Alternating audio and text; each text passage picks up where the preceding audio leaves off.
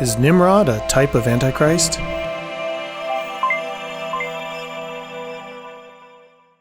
Well, we're back for another Prophetic Perspective with Professor Doug Petrovich of the Bible Seminary down in Katy, Texas. And Doug, you have a wealth of understanding from studying not only ancient Hebrew and Egyptian hieroglyphics, but from being an archaeological expert in your own right as well. And you've learned a few things about Nimrod that you're weaving into a book. Tell us what we can expect as this book comes out in the next months and next year or so. Well, Tim, in 2013, I published a peer-reviewed journal article on Nimrod. And it's the one article that I've written and published that more people have looked up and downloaded than any other article I've written. For some reason, people are fascinated with this character Nimrod in Genesis 10. And of course, the story's very short. But what I've done in the article is connected him to a historical figure. The first empire builder in human history. His name is Sargon of Akkad, the first king of the Akkadian dynasty.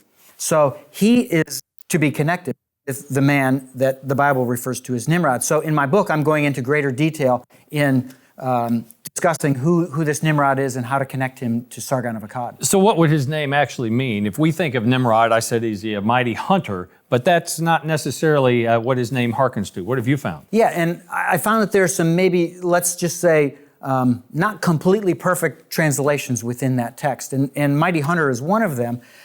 Certainly, the ancient Near Eastern kings are famous for going on hunting trips.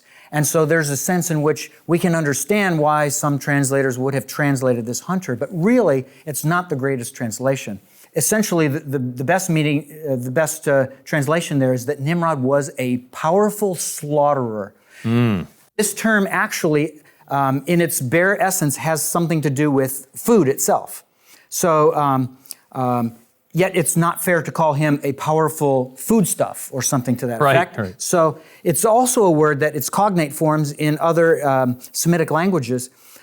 They focus not just on food, but the food that is essentially an animal that's offered as a sacrifice. The idea is this. A person who sacrifices an animal, what does he do? He slaughters an animal. He takes a sharp knife, cuts it off at the head or wherever else, ends its life, and, that animal never lives again. So in that same sense, this is the term that's used of Nimrod. He was a powerful slaughterer. But it wasn't sacrificial animals he was slaughtering, it was people.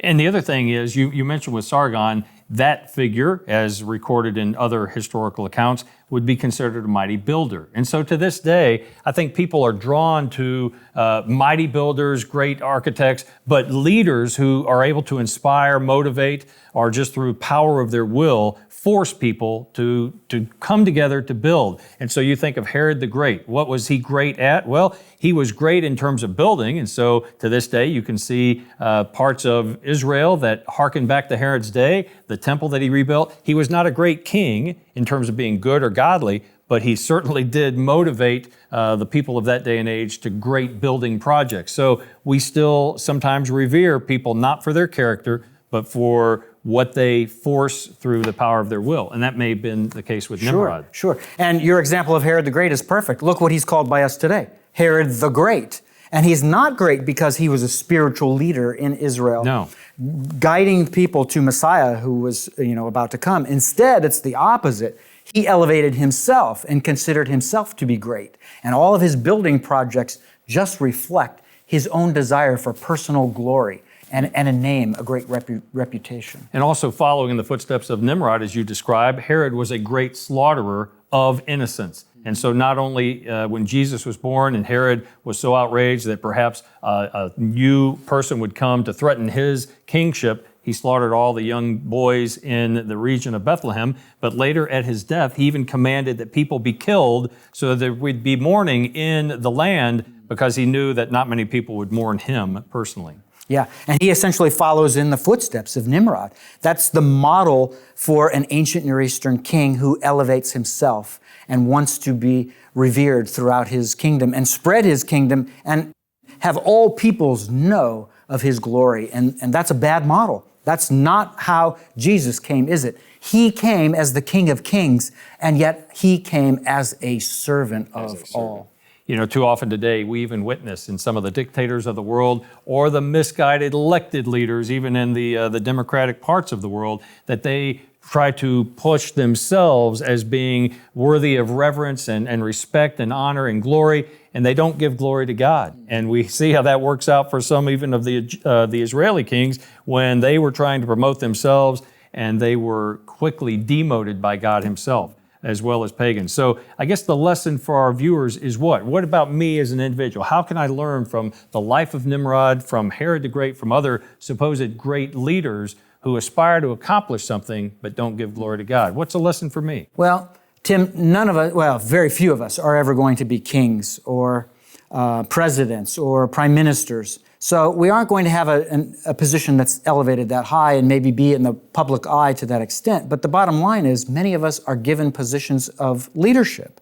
And how the question exists, how are we dealing with other people in our leadership, especially those who are under our influence, whether that's at the job, whether that's in the neighborhood, whether that's in the church, wherever it is. How are we treating those that God has put under our care for whom we are responsible? And if we are the kind of leaders who don't elevate ourselves and don't make it about personal glory and don't make it about our own egos, then we have the opportunity to be like Jesus, model that, put ourselves below all others. Why? Because we value them as more important than ourselves. That's what Paul said in Philippians 2. We need to do that, and that will make God happy. And really that comes down even to the closest of relationships between a husband and wife. And so Paul says, husbands, love your wife as Christ loved the church. And so this relationship of one to another is always to be a servant leader. In other words, modeling Christ in the way that we serve and honor others and point all glory to God himself. That's right. Well, Doug, thank you very much for your insights and for being a leader who comes with expertise, but also reflects glory to God. I appreciate that very much. My pleasure, Tim. It was great to be with you. We'll do it again. We will.